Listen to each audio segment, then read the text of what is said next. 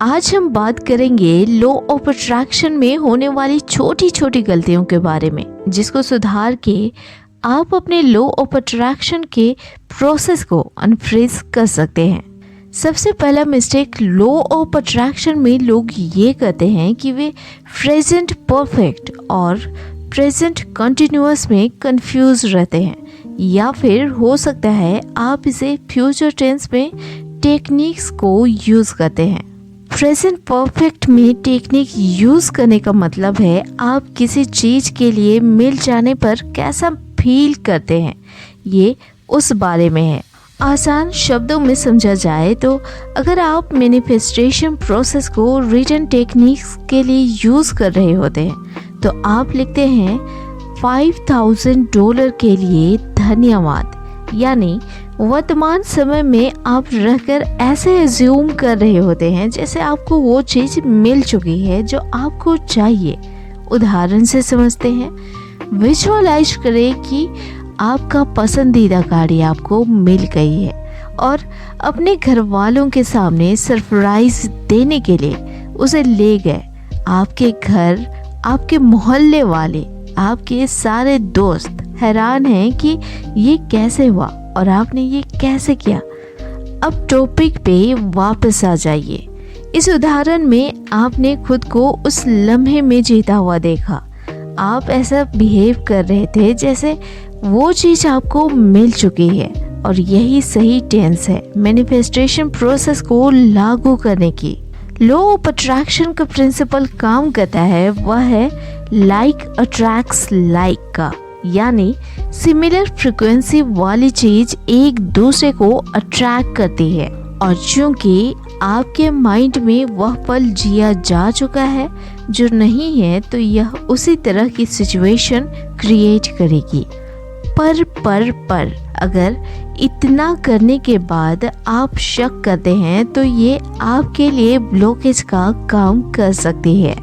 और अगर आप स्क्रिप्टिंग टेक्निक यूज़ करते हैं, इसे फ्यूचर टेंस में स्क्रिप्ट ना करें, जैसे मैं गोवा जाऊंगी या जाऊंगा या शॉपिंग करूंगा, क्योंकि आप इसे स्क्रिप्ट करते हुए बेशक एंजॉय तो करते हैं, पर आपके माइंडसेट के अकॉर्डिंग ये फ्यूचर ढकेलते जाता है। आप यूनिवर्स में ये मैसेज भेजते हैं कि आप इसे करोगे।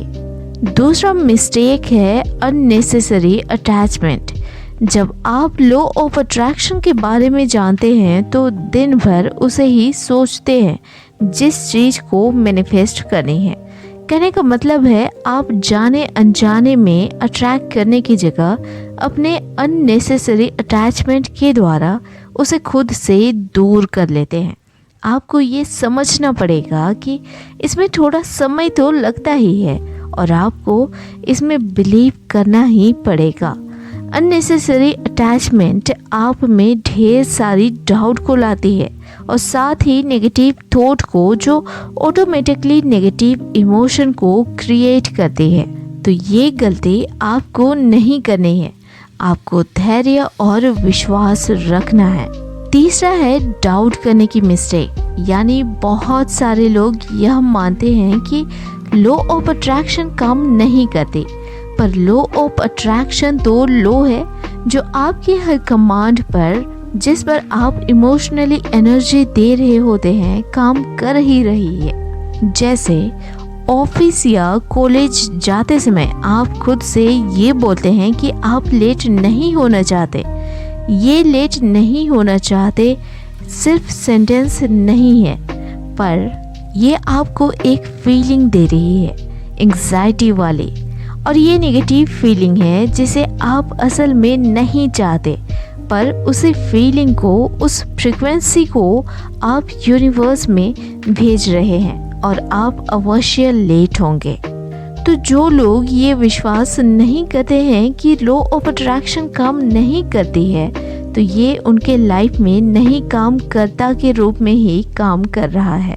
इसलिए डाउट ना करें। डाउट एक लो लेवल का इमोशन है। ये इमोशन आपको हायर फ्रिक्वेंसी में जाने नहीं देता है।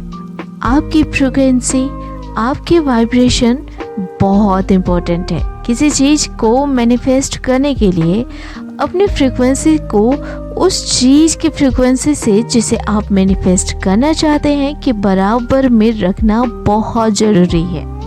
चौथा मिस्टेक है ग्रेटफुल नहीं होना या ग्रैटिट्यूड फील ना करना। ग्रैटिट्यूड फील करना वह टेक्निक है जिसके द्वारा आप अपने लाइफ में अच्छी चीज़ों के लिए शुक्रगुजार होते हैं।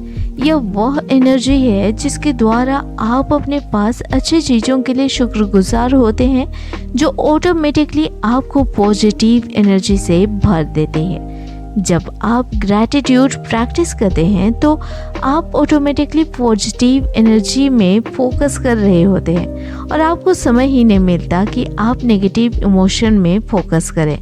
ग्रेटफुल होना आपको हर नेगेटिव सिचुएशन से, हर नेगेटिव इमोशन से दूर रखती है। इसलिए ग्रेटफुल हो, ग्रैटिट्यूड प्रैक्टिस करें।